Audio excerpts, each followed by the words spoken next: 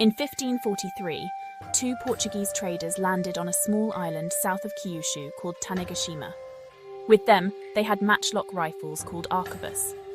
The local daimyo was so intrigued that he bought two and quickly tasked his craftsmen with creating their own.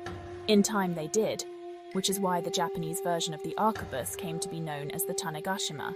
Many daimyo across Japan saw the potential of firearms, and guns were quickly adopted by many samurai across the country. Of all the Japanese daimyo of the time, Oda Nobunaga was the one who best foresaw the immense potential of the tanegashima. He would purchase thousands and arm his rank and file, ashigaru, with them.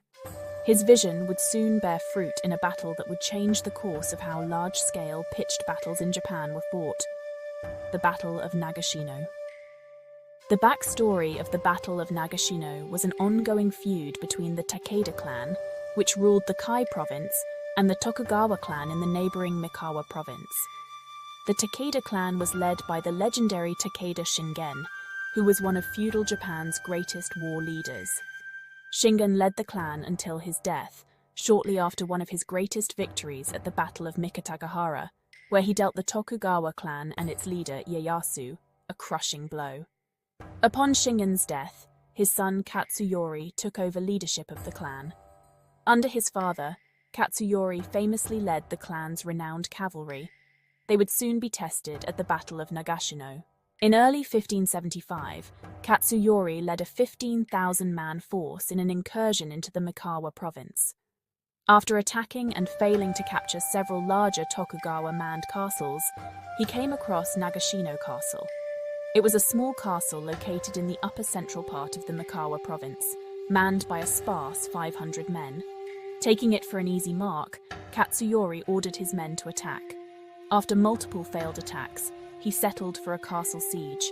In one of the failed attacks, his men were able to destroy the castle's supply depot, which led him to believe that Tokugawa's men would not be able to hold out for long. In what would become one of the most storied acts of bravery and defiance, one of the Tokugawa men in the besieged castle would volunteer to sneak through the Takeda lines and seek help.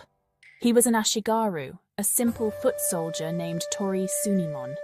Sunimon was able to successfully make it to Okazaki Castle, where Ieyasu and the recently arrived Oda Nobunaga were scheming their next move.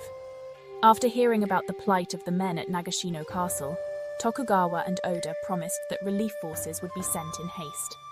With this great news in hand, Sunimon eagerly began his trek back to Nagashino. Unfortunately, this time he was captured by Takeda men as he neared the castle. After an interrogation, Katsuyori was able to get Sunimon to agree to tell the Tokugawa men that there was no help coming for them and that they should just give up. But Sunimon had other ideas. When he was brought before the Tokugawa men, instead of telling them that there was no help coming, he yelled to them that help indeed was on the way. Enraged, Katsuyori had Sunimon nailed to a cross and left to die in the plain view of Ieyasu's men. But the damage had already been done. The men of Nagashino Castle were re-energized with the news. Tokugawa and Oda led their relief force of over 38,000 men towards Nagashino. Many of the ashigaru foot soldiers were armed with tanegashima matchlock rifles. Upon their arrival, Nobunaga placed his men alongside hills, behind the Takeda force that besieged Nagashino Castle. At the center of his line were 3,000 men armed with matchlocks. Protective wooden palisades from which these men could fire their matchlocks were constructed. Leading these men were Nobunaga's own bodyguard unit, the Hiroshu. Oda had his gunners placed in rows of 3, which would enable them to lay an almost continuous rate of fire. On the other side, Katsuyori readied his forces for a classic Takeda cavalry charge. At daybreak of June 29th, 1575, Katsuyori gave the order to attack. Wave after wave of his cavalry were obliterated as they approached the Oda lines. Nobunaga's troops were well disciplined, holding their fire until the Takeda men were at close range. The attack stalled. After 3 hours of fighting, a new Takeda fighting force led by famed Sanada brothers Nobutsuna and Nobutaru entered the fight and quickly smashed through Oda lines. But after several hours of fierce fighting, they too fell to Nobunaga's forces. While all of this was going on, Nobunaga had an attack launched on the forces that Katsuyori had left behind to besiege Nagashino Castle. Seeing this, the besieged Tokugawa men left the castle to join into the battle.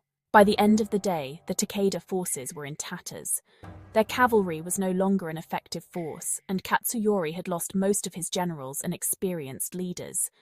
He and his men would retreat back to Kai province and never again venture back out of it. The run of the storied Takeda clan came to an end. The Battle of Nagashino was considered a great tactical victory for Oda Nobunaga. With his perfect usage of the tanegashima matchlock, he was able to show that common foot soldiers could defeat the best cavalry that Japan had to offer.